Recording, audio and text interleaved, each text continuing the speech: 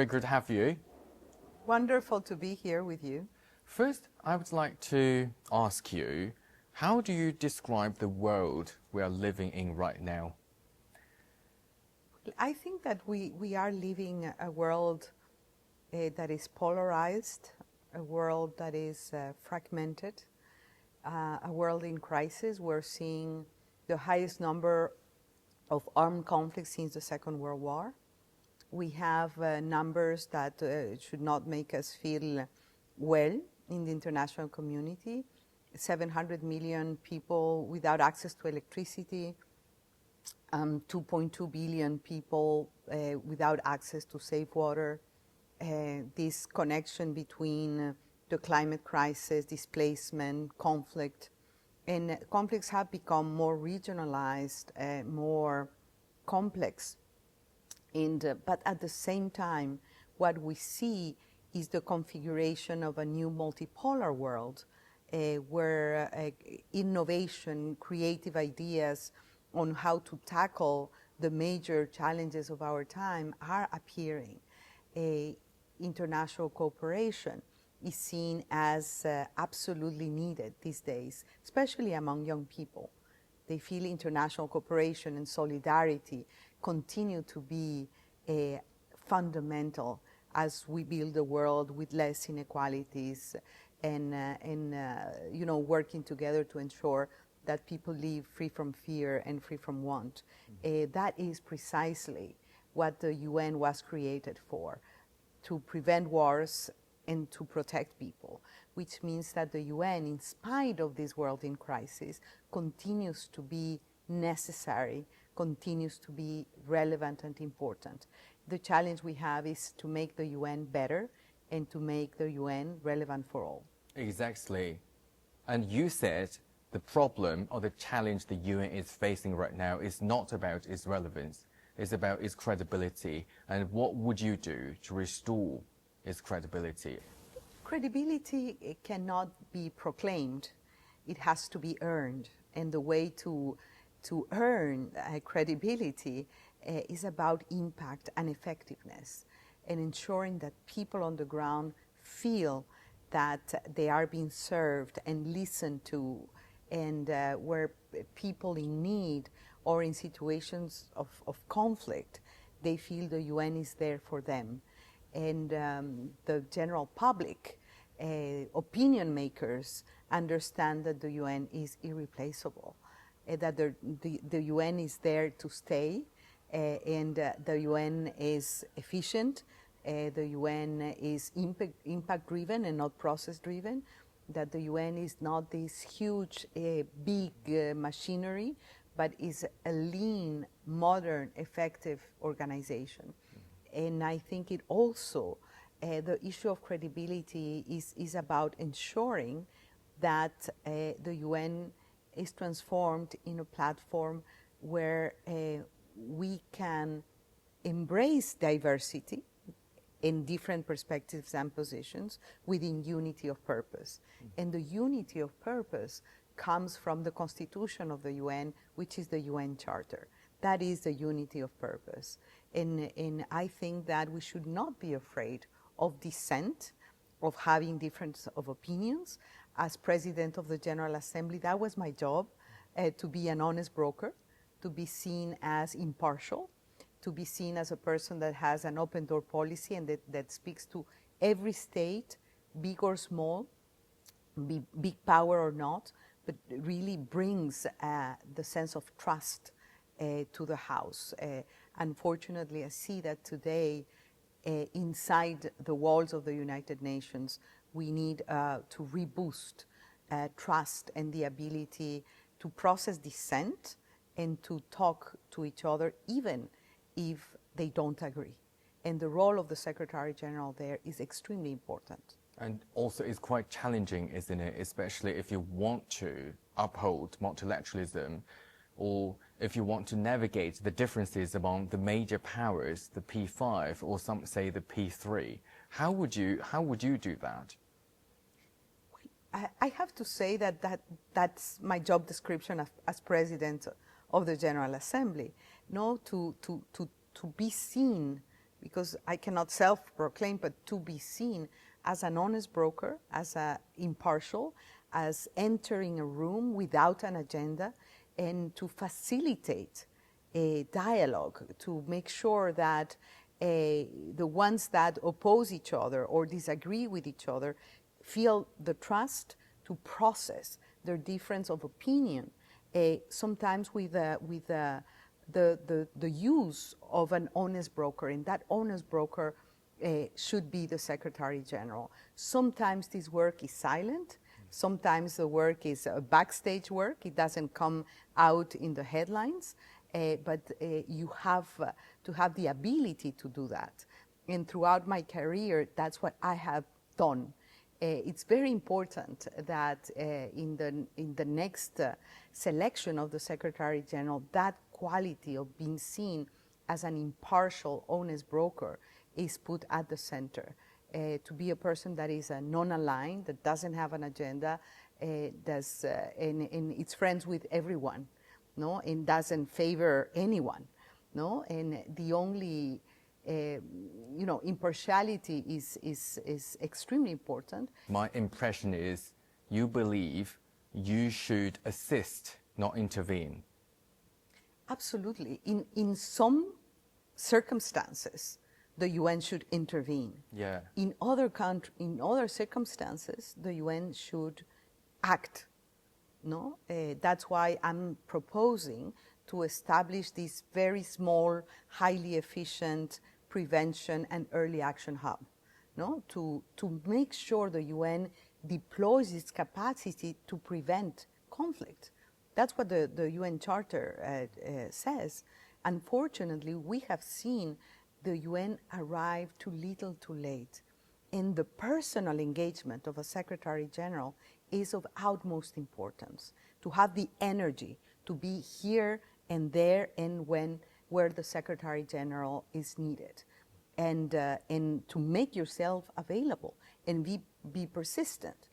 Sometimes the UN needs to be center stage and take the lead. In other circumstances and contexts, the UN has to provide a supporting role. And the UN is irreplaceable in some of the work it needs to do. For example, the humanitarian work of the UN. I don't think that any other organization in the world can do what the UN does. And here in my head, 350 people that humanitarian workers that lost their lives in the past 2 years. No, it means that is a work of sacrifice, but where the UN has an enormous comparative advantage. So it's not one size fits all. The organization has to adapt, and the leadership of the UN has to adapt to be demand-driven and not supply-driven. And I think what is very difficult is reaching consensus, especially among the P5. Look at Gaza, look at Ukraine, and we are also looking at some other conflicts in Africa too. How can we make sure that they can really, really sit down, putting away all of their differences, let's get this done? What would you do? The role of a Secretary General, of course, is not to replace the power and the decision-making of member states. I don't come from the UN bureaucracy. I come from having served as president of the General Assembly, as ambassador in New York and Geneva, as foreign minister. So I understand very well how the intergovernmental process works. So the Secretary General cannot pretend that she can replace the decisions that member states have to take, especially the P5.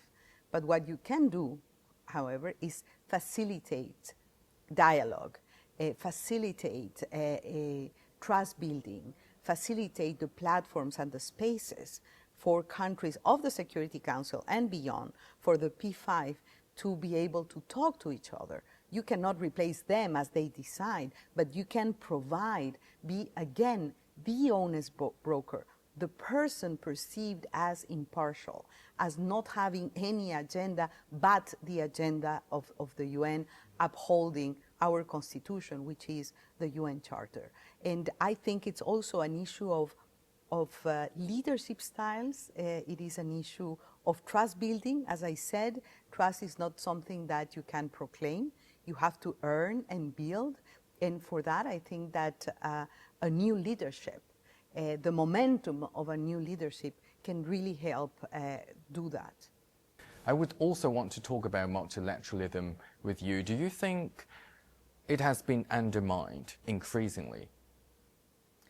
I think that multilateralism, the translation of that is international cooperation. Multilateralism is a very difficult word to pronounce sometimes. But we live in a multipolar world. We live in a world where regional configurations are extremely important and powerful. They take their own decisions. They are part of the international community. You have countries that have decided that they want to have an active role on mediation of conflicts. We see now the case of Pakistan, for example, with the support of China in the war in Iran these days. You have other countries that have decided, like Qatar or the UAE, they have taken the issue of mediation as a very important issue of their foreign policy. So the UN has to provide this supporting role. These are new ways of multilateralism. No, again, the regional hubs. Let's speak about ASEAN or the African Union or CELAC in my own region of Latin America and the Caribbean. They have a very important role to play. Financially speaking, the multilateral banks, we used to think that the Bretton Woods was everything. But now we have strong regional banks emerging.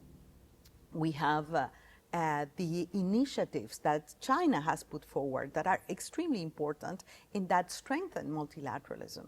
No, the Global Governance Initiative, for example, the connectivity, the Global Economic Initiative, really puts China as one of the leaders that fully trusts the mechanisms for cooperation, for solidarity, and for a new form of multilateralism. So unfortunately, we have to accept that. The UN is not the only game in town right now, but it is the most important. It is the universal platform. That's why it is irreplaceable. It is so needed, and that's why we need to reform it and make it better. With so many other blocs emerging, you don't feel the UN is being diluted? On the contrary, I think that the UN has to find its place. When we talk about the reform of the international financial architecture, for example, there is a clear mandate in the Sevilla, Compromiso de Sevilla, the Sevilla Compromise on financing for development. There is also a mandate in the Pact of the Future. It's not that the UN is the bank, but the UN has a very important convening role to discuss what are the issues that especially developing countries want to see. They want multilateral development banks that serve their purposes. Development, the future of development for developing countries and for countries with special needs, the small island developing states, the landlocked countries, the low-income countries, they want access to finances that are affordable. They want this multidimensional vulnerability analysis, an index that is going to help them put forward their particular needs, a different way of understanding risk and de-risking investment, for example, the system with credit ratings on countries. There are billions of people that live in countries that pay more on debt service than what they invest on education or health. And who is the convener? Who is where is the platform to bring all these conversations together? To bring the conversations of the G20 on the common framework, to bring the conversation on the BRICS and their new bank, and to bring the conversations, it is the UN. So the UN has a critical role to play, no? But has to find its space, its authority, its legitimacy as this universal platform of convening. The UN also produces extremely important data, analysis, knowledge on issues that they can put to the service of these discussions, for example, on the reform of the financial architecture. And the voices of the Global South here count. When the Charter was signed, 8 years ago, there were 50 something countries that signed the charter. Today we have a community of 193, no? With the fastest growing economies, 6 out of 10 are in Africa. Some are in Latin America. So the world is changing. The dynamics, the power dynamics are changing. And the UN has to adapt to these changing dynamics of power. Yeah. Many are arguing that none of the Latin American countries or African countries are in the P5. They're just wondering if there would be any change to that. This is absolutely in the hands of member states. There is an intergovernmental process on Security Council reform. It has been going on now for a few decades. It's a process that is in the hands of member states. I get these questions often: what to do with the veto, what to do with the reform of the Security Council. What I say, what is the role of the Secretary General? So it doesn't matter what I think as an individual. As a Secretary General, the role of a Secretary General is, again, to be a facilitator, to be a broker, to ensure that there is open communication about the different groups and the different positions, to offer a good and professional secretariat to support the process, and the platform to ensure that the conversation continues, and continues hopefully to reach an agreement at the end. This is not an easy conversation, of course, no? Mm-hmm. But the role of a Secretary General is an honest broker, a facilitator, providing the secretariat support that the process requires. But of course, the final decision is in the hands of the Security Council. Finally, we have never had a female Secretary General for the UN. Do you think it's time, or do you think it doesn't really matter? Well, I think after 80 years, my answer would be, why not this time? But I think we have to be careful there, because I don't think that to be a woman is enough. We need the right woman. We need a person that has the leadership qualities, that has the integrity, that knows the system very well, all the pillars, not only one of them, but the very complex and large agenda of the UN, that knows how the UN works and operates, but is not captured by the system, and that brings experience, knowledge, capacity, leadership. So not any woman. Of course a woman, but not any woman, the right woman.